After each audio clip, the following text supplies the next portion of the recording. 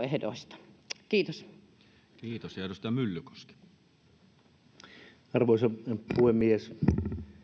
Mielestäni valiokunnan puheenjohtaja hyvin kyllä kuvasi sitä problematiikkaa, mikä sitten tähän mitätöintiin voisi tulla. En ole tapausasiantuntija, vaikka elävä leski olenkin, niin siinä mielessä täytyy tuoda esille, että mitä itse luen lehdistä ja mitä kohtaa, niin yleensä hyväksikäyttäjä on sitä taloudellista asemaa hyödyntävä ja on se voimakkaampi osapuoli kyllä näissä tilanteissa.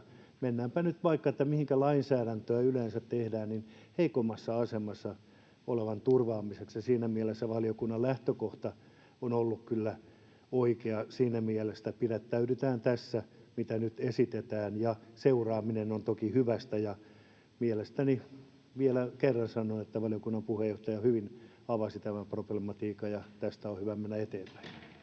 Näin. Ja edustaja Räsänen. Arvoisa herra puhemies, korostan